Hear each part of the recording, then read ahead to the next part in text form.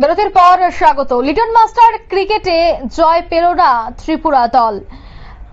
ফাইনালে পরাজিত হলো আসামের কাছে। রানার্স খেতাবে সন্তুষ্ট থাকতে হলো রাজ্য দলকে। একের পর এক জয় কিন্তু ছিনিয়ে এনেছিল রাজ্য দল, কিন্তু ফাইনালে গিয়ে পরাজিত হয়ে যায় আসামের কাছে। সেখানে রানার্স খেতাব নিয়ে খুশি থাকতে হলো রাজ্য দলকে। বিস্তারিত সে বিষয়ে জানবো। টেলিফোন লাইনে যুক্ত হয়ে গেছে প্রতিনিধি বিপ্লব চন্দ্র। বিপ্লবদা, লিটন মাস্টার ক্রিকেটে আমরা দেখতে পেয়েছি বেশ কয়েকদিন যাবত টানা জয় ছিল রাজ্য দলের, কিন্তু এবার ফাইনালে গিয়ে পরাজিত হয়ে গেল। কি কারণ জানতে পারছো? তুমি যে কথাটা বললে যে শুরু থেকে যে রাজ্য দলের জয়ের ধারাবাহিকতা ছিল, সেই কথাটা সঠিক। যে এবছরই কিন্তু রাজ্য ক্রিকেট সংস্থা এবং বিসিসিআই এর উদ্যোগে উত্তর পূর্ব ভারতের সমস্ত 7 সিস্টার রাজ্যগুলিকে নিয়ে প্রথমবার অনুষ্ঠিত হয়েছিল যে little master trophy under 14 boys এক দিবসীয় টুর্নামেন্ট। এবং মূল কথা হলো গ্রাসরুট থেকে ক্রিকেটারদের কিভাবে তুলে আনা যায়, যেহেতু সামনে আইপিএল রয়েছে এবং আইপিএল এর পরে বিসিসিআই এর পরিকল্পনা রয়েছে I10, অর্থাৎ সেক্ষেত্রে ক্রিকেটারদের কিভাবে তোলা যায়। পূর্বোত্তর ভারতবর্ষের রাজ্যগুলি থেকে কিন্তু যেভাবে ফুটবলাররা উঠে আসছে সেভাবে কিন্তু ক্রিকেটের কোনো মুখ নেই, সেটাই পরিকল্পনা ছিল। এবং সেই জায়গায় যখন অংশ নিয়েছে রাজ্য দল, সেখানে রাজ্য দল আমরা দেখেছিলাম যে সিকিমের বিরুদ্ধে অসাধারণ পারফরমেন্স, 207 রানে জয়লাভ করেছিল। দ্বিতীয় ম্যাচে রাজ্য দল মণিপুরের বিরুদ্ধে জয়লাভ করে 10 উইকেটে, এবং তৃতীয় ম্যাচে কিন্তু 6 উইকেটে জয়লাভ করেছিল। সেই জায়গায় রাজ্য দলের প্রত্যাশা ছিল যে ফাইনাল ম্যাচে তারা ভালো ফলাফল করবে, কারণ রাজ্য দল এই আসলে এ গ্রুপ থেকে চ্যাম্পিয়ন হয়ে যায় এবং চ্যাম্পিয়ন হয়ে সরাসরি সেমিফাইনালে পৌঁছায়। কিন্তু সেমিফাইনালে আমরা দেখলাম যে গত দুদিন বৃষ্টি ছিল গৌহাটিতে, এবং যার কারণে দুদিন কিন্তু একদিন নির্ধারিত এবং পরের দিন রিজার্ভ ডে, সেই দিনেও কিন্তু ভারত ত্রিপুরা এবং মেঘালয়ের যে সেমিফাইনাল ম্যাচ সেটা হয়নি। এবং দ্বিতীয় সেমিফাইনালে অপর একটি গ্রুপ থেকে চ্যাম্পিয়ন হয়ে এসেছিল আসাম, এবং তারা মণিপুরের সাথে খেলেছিল, খেলার পরিকল্পনা ছিল, সেখানেও দুদিনই তাদের ম্যাচ ভেস্তে যায়। যার কারণে দুটো দল অর্থাৎ গ্রুপ লিগের গ্রুপ পর্যায়ের দুটো দল, এ গ্রুপ থেকে ত্রিপুরা এবং ডি গ্রুপ থেকে আসাম চ্যাম্পিয়ন হয়, এবং তারা কিন্তু সরাসরি পৌঁছে যায় ফাইনালে। এবং সেই ফাইনাল দুদিন বন্ধ থাকার পর অনেকটাই ভেজা মাঠ।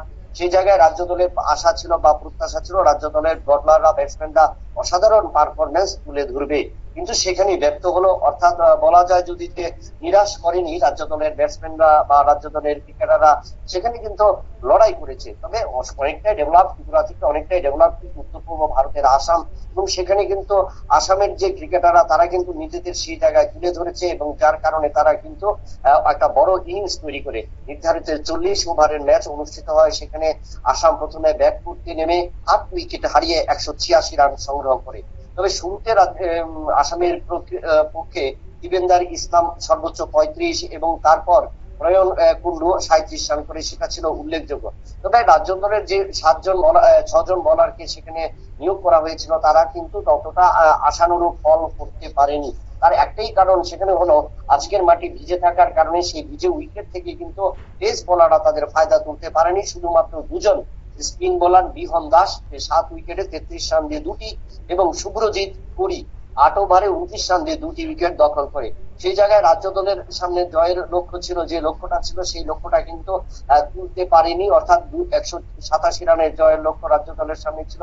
সেই জায়গায় দেখা গেল যে রাজ্য দল অনেকটাই কিন্তু হতাশ করেছে, এবং এই রাজ্য দল হতাশ করার কারণে যেখানে আমরা দেখেছিলাম যে শীতাংশুদের যে প্রথম ম্যাচে 17 রান করেছিল, সেই শীতাংশুদের কিন্তু ওপেনিং জুটিতে ব্যর্থ হয়েছে, এবং 26 বলে 11 রানে প্যাভিলিয়নে ফিরেছে। সীমান দেবনাথ অধিনায়ক 20 রান করেছে, যার কারণে একটা বড় কোনো পার্টনারশিপ তৈরি না হওয়ার কারণেই কিন্তু রাজ্য দলের একটা চাপ তৈরি হয়, এবং সেই চাপ কিন্তু রাজ্য দল ধরে রাখতে পারেনি। এবং সেখানে অভয় দেব একটা লড়াই করে যায় 72 বলে, অনেকটাই বল কিন্তু সেখানে নষ্ট করেছে। 72 বলে কিন্তু 39 রান, সেটা ছিল ম্যাচের উল্লেখযোগ্য। এবং তাছাড়া রিপন আক্তার 19 বলে 25 রান করেছে। এই দুজন ব্যাটসম্যান ছাড়া বাকি পেছনের সারির 5 জন ব্যাটসম্যান কিন্তু হতাশ করেছে, তারা কিন্তু 2 রানের গন্ডি টপকাতে পারেনি, এবং যার কারণে একটা সময় দেখা গেছে রাজ্য দলের যে ব্যাটসম্যানরা একটা হাল ছেড়ে দেয়, এবং সেই জায়গায় রাজ্য দলকে কিন্তু 36.5 ওভারে 139 রানে তাদের পতন ঘটে। এবং এই পতন হওয়ার ফলে কিন্তু 47 রানে ম্যাচটিতে জয়লাভ করে আসাম। তবে রাজ্য দলের ব্যাটসম্যানরা বোলাররা আজকে অসাধারণ পারফরমেন্স করেছে। এবং সবচেয়ে বড় কথা হলো আজকের যে রাজ্য দলের কোচ যেখানে উল্লেখ করেছেন যে রাজ্য দল গত দুদিন বৃষ্টি ছিল, তার পাশাপাশি এই বছর এই প্রথম এই টুর্নামেন্টে অংশ নিয়েছে, কিন্তু সেখানে রাজ্য দল এবং অন্য অংশগ্রহণকারী দলগুলো তারা কিন্তু সেই অনুশীলনের সুযোগ পায়নি, এবং যার কারণে কিন্তু গত দুদিন যে মাঠ ভিজে থাকার কারণে, আউটফিল্ড ভিজে থাকার কারণে সেই জায়গায় কতটা ফায়দা তুলতে পারবে সেই জায়গায় কিন্তু রাজ্য দলের কাছে একটা বড় চ্যালেঞ্জ ছিল।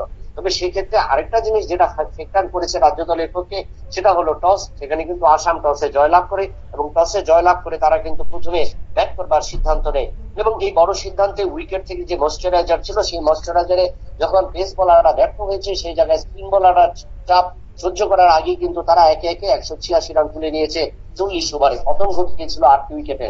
তবে সেই জায়গায় যদি রাজ্য দলের বোলাররা একটু চাপ তৈরি করতে পারতো বা মিডল অর্ডার ব্যাটসম্যানরা একটু ভালো পজিশন তৈরি করতে পারতো, তাহলে কিন্তু রাজ্য দলের পক্ষে এই আসরে কিন্তু জয়ের বা চ্যাম্পিয়ন হওয়ার সুযোগ থাকতো, কিন্তু সেই সুযোগ ব্যর্থ হয়েছে। অর্থাৎ বলা যায় যে তীরে এসে তরি ডুবালো রাজ্য দল, এবং সেখানে কিন্তু টানা 3টি ম্যাচে জয়লাভ করে সেমিফাইনাল খেলতে পারেনি, কিন্তু ফাইনালে এসে রাজ্য দল পরাজিত হয়েছে। এবং প্রথমবার অংশ নিয়ে রাজ্য দল যে পারফরমেন্স করেছে তাতে আশানুরূপ করা যায় যে আগামী দিনে অনূর্ধ্ব 17 এবং অনূর্ধ্ব 19 যে টুর্নামেন্ট হবে, সেই টুর্নামেন্টে এই অনূর্ধ্ব 14 দল থেকে বেশ কয়েকজন ক্রিকেটার কিন্তু সেখানে সুযোগ পাবে। অঙ্কিতা, ধন্যবাদ। অর্থাৎ ফাইনালে পরাজিত হলো আসামের কাছে রাজ্য দল, তবে রানার্স খেতাবে সন্তুষ্ট থাকতে হয়েছে রাজ্য দলকে। তবে আগামী দিনে তারা আত্মবিশ্বাসী যে অন্যান্য যে টুর্নামেন্ট হতে চলেছে তাতে অনেকটাই ভালো ফল করবে রাজ্য দল। নিয়ে নিচ্ছে ছোট্ট একটি বিজ্ঞাপন বিরতি, সঙ্গে থাকুন।